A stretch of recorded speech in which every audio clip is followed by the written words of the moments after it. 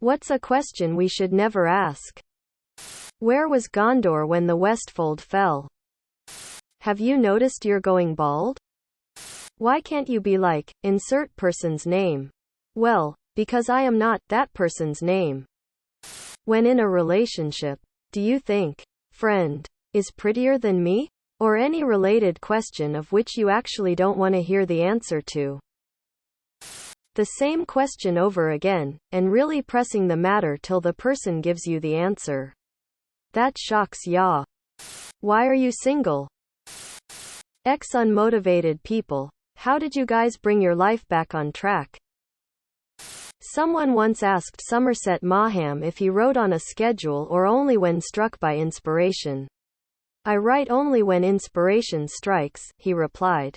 Fortunately, it strikes every morning at 9 o'clock sharp. As someone who has undergone a personal metamorphosis from unmotivated to motivated, I can tell you. Just sitting down at the correct time in the correct frame of mind is more than half the battle. When I was going through a severe bout of depression, I blew up my entire life. Found a new job, left my fiancé, moved into a new apartment. One of the first things I did at that new apartment was get a small whiteboard and write about 30 tasks on it. Some of them were chores. Vacuum living room. Deep clean kitchen. Some of them were easy things. Make bed. Wash hair. Some were mental health related. Spend 1 hour working out. Spend 1 hour outside. And some were one-time tasks. Get car inspection sticker. Make doctor APPT. My goal was to do one thing per day. And it didn't matter what it was I did. When I did the thing, I would check it off. And now, it's ineligible for me to count for the rest of the week. If I have 7 check marks at the end of the week, I'd treat myself to something nice. Also, I'd be able to erase any one-time tasks I accomplished. When I had a bad mental health day, it was nice having something like, make the bed, on there. Because it was something I never did before. But taking that step made me feel accomplished. When I had good mental health days, I could tackle the big tasks. After doing this for a few months, suddenly, every day I'd wake up and make my bed first thing.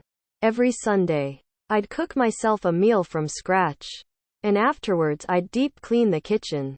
Mondays, I'd clean the entire bathroom. Sink, mirror, toilet, tub, floor. It used to be that each of these pieces was one check mark on my whiteboard. As in, clean sink would be one option. Clean toilet would be a second one. But I found that a body in motion stays in motion. As soon as I accomplished one task, I'd be motivated to do a second. Then a third. I'm now about 7 years out from that time in my life. And I no longer have my whiteboard because I don't need it. I know my tasks and I have a schedule to do them. I can't believe I used to not make my bed. This is not a be-all, end-all solution. I did a lot of internal work during this time. I was on depression medication as well. But the visual of having something to look at to give me a task helped me feel less overwhelmed. And allowing myself to consider things like, read for 1 hour, or, go for a walk, or other things. That nurtured my soul to be just as important as, clean the toilet, helped me to prioritize my mental and physical well-being in a way I hadn't beforehand. Depression medication after a psych evaluation. Became absolutely overwhelmed and overstimulated by every interaction I had with people. Overworked and tired. I needed a hard reset. I took a week off to do absolutely nothing to get my head right and make a plan. Deleted Facebook, TikTok, Instagram. Started going to the gym. Cut my work hours down to 38 per week. And allowed a few social interactions so I could actually have time to work on things I enjoyed at home. My mom got diagnosed with cancer. Had a massive realization not long after that. I was pissing my life away. I'm only 28, but if I kept it up I'd be 40 and doing the same shit with nothing to show for myself. Started to buckle down hard. Take work seriously. Take saving money seriously and start eating proper again. I want to give my mum something to be proud of in case she doesn't make it. Be it me losing the weight, buying a home, or doing well at my job, or finding a partner and getting married, having kids. Life is short, and it's not until the fire gets lit under your ass do you finally decide to act. Went to a therapist. Made me realize my work was killing me slowly. Quit with no plan. Now I'm 3 weeks into my new job, living my best social and work life. Lesson of the day. Listen to yourself and do what feels right. I know I'm lucky finding something I enjoy so quickly. But the best way to find what you like is by exploring your options. What is your number one obscure animal fact? To cross a river, armadillos can either sink to the bottom and crawl across since they can hold their breath for 7 minutes, or they can inflate their intestines and use them as a flotation device to float. Penguins have a gland above their eye that converts saltwater into freshwater. The mammal that has the most teeth is the giant armadillo of South America, with 74 teeth. But that's nothing to snails. A common garden snail can have 14,000 teeth. Some snails grow 25,000 teeth in their lifetime. And the teeth grow on their tongue. Snakes don't have eyelids. If you see a snake blink, that's a legless lizard. Bees have 5 eyes. 2 complex like a fly's and 3 simple eyes like a spider. The inland taipan snake has the strongest, potent venom on the planet, capable of killing around 290 humans with a single bite. Scaled to mice. A single bite could kill 250,000 mice.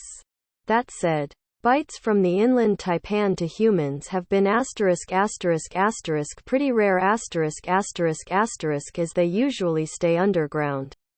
And are not overly aggressive unless you jump all over their burrow.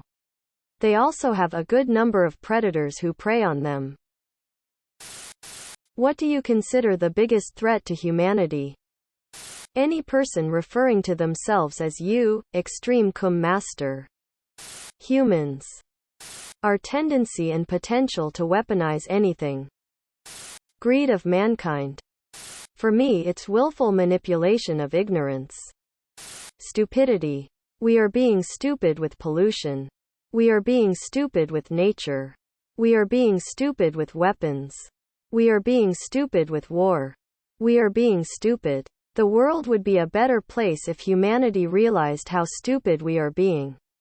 We are ruining ourselves and our planet, and the only people who seem to realize are the people who don't have enough money, sway, say, power, influence, etc. to actually do anything about it.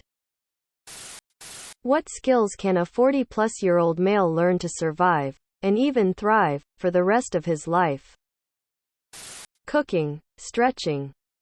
Assuming you're starting from scratch, as there's not much specification. Cooking. How to make close friendships because many older men don't have people to rely on. Organization. Learn about what good mental health is and how to stay mentally fit. We all know old PPL who are bitter and toxic to be around. You have to learn how to let things go, or they will haunt you to your grave, and you'll take that shit out on those around you. You'll be much happier, and PPL will notice. Cooking, cleaning, and grooming are essential to living a good life and doing them correctly. No matter what, you will survive for the rest of your life. When it doesn't work, find out why before continuing. No matter what applies to literally any problems you can encounter, and it's a skill a lot of older men used to use commonly. But time and experience takes over and says, you know what you're doing, even in situations where you're being presented with something entirely new to you. My stepdad told me this when I was teaching him about his new computer for the 80th time. Lol, he got it after that though. People of Reddit, what is you worst? Well, I paid for it, not going to let it go to waste moment. Ran a marathon where I hit the wall at 25K. The remaining 17K I was just repeating to myself that I had paid for this and I was going to get my fucking finisher t-shirt no matter what. Absolutely miserable 2 hours. The worst cake I ever had was $30 for 2 slices. One was red velvet and one was lemon blueberry. It was my mom's birthday and she wanted to go to this gourmet cake place that was every girl's tea party fantasy on the inside. The cakes were even Oprah recommended, which was the reason my mom knew about it. We go to eat it, and the cake is awful. And it's not just, oh, it's not my taste. Like the cakes just tasted bad. We still ate them because they were $30, but I had to buy my own frosting to get through it. Shitty beer. I am by no means a beer snob. But even beer lovers have a type they don't like. A store by me has a Pick 6, where you choose 6 different beers. This is way better than buying a 6-pack of a single unknown type. However, I've gotten some stinkers in the past. But I muscle through them. My dad burnt the Thanksgiving turkey to the point where if he had left it 5 more minutes he would've burnt the whole house down. Still forced us to eat it though. Worst Thanksgiving to this day.